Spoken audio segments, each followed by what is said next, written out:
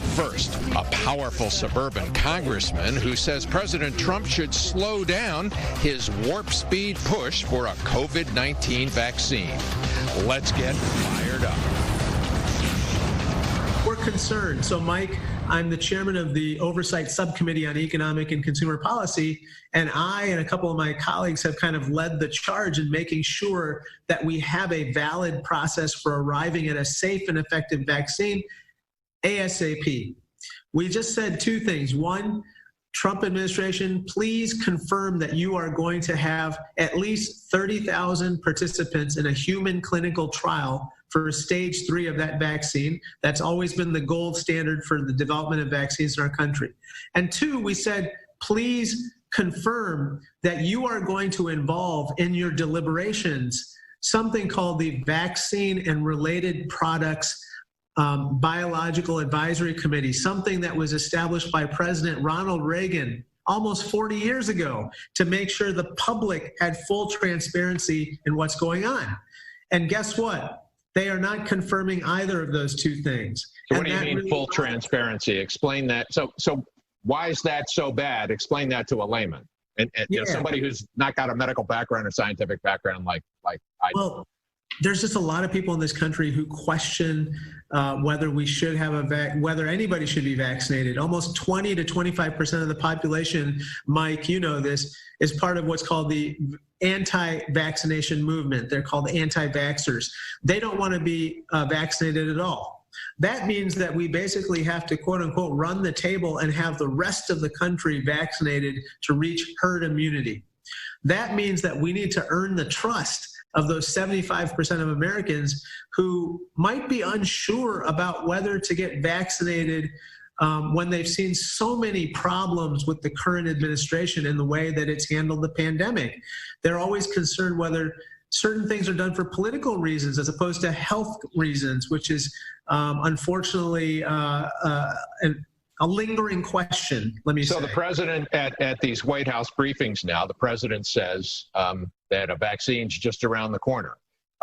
You're implying that your concern is that it might have some unknown side effects down the road? Is that what you're afraid of? Yeah, it might not work. It might hurt people. It might be something more like a placebo than anything else.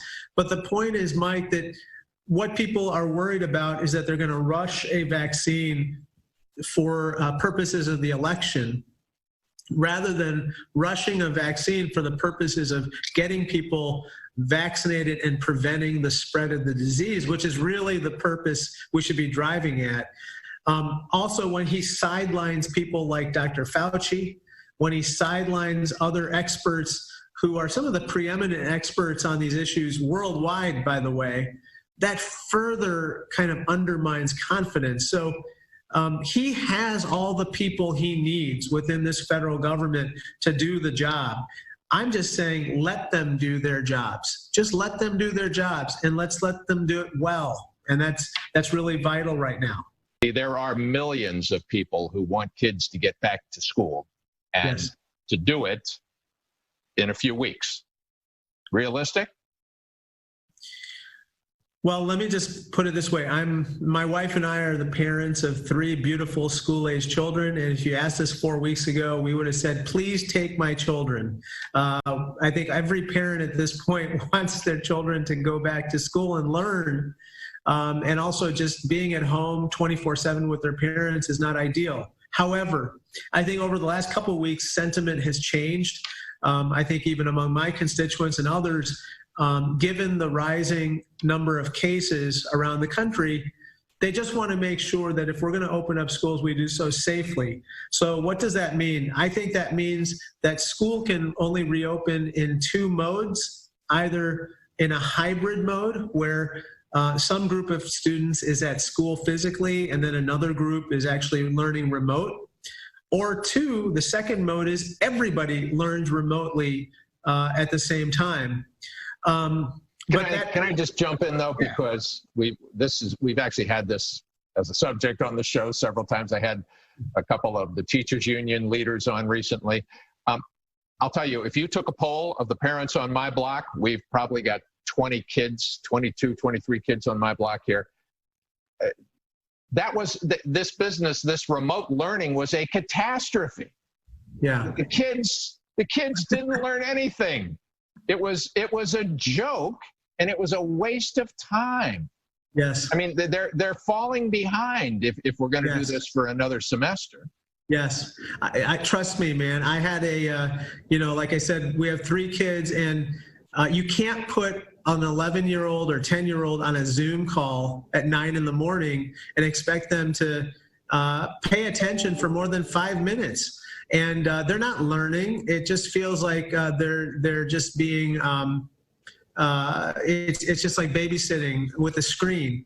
And so we can't do that. So what I've told my superintendents is, look, if we're going to go to remote or some hybrid situation, we've got to up our game on distance learning. It can't be the same thing as what we had 4 months ago. So how do we do this?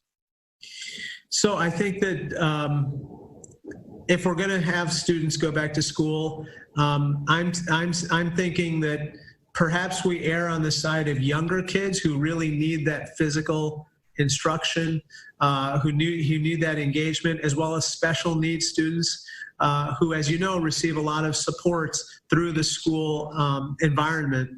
For some of the older kids, perhaps they can do a little more remote learning than some of the young kids because they're used to that technology, they're more independent. But it's not going to be easy, Mike. Having kids in school means they still have to wear masks and socially distance. And that's where we come into the picture in Congress, because we have to allocate some money to help them with this incredible additional expense, which they hadn't anticipated in terms of personal protective equipment and so forth. Good luck with your 3 kids this fall, huh? I hope they learn something. I hope it goes better than that, than everything I've heard, how ridiculous these remote distance learning things were, at least in the spring. They were just worthless, people tell me. It didn't go well. I think the funniest thing is when my high schooler was done with school at 9:30 in the morning. Like, yeah, how'd you do? Having started probably at 9:25. Right. Yeah. That's that. Yeah, I heard a lot of those stories. Listen, thank you. Good luck there in D.C., and we'll be right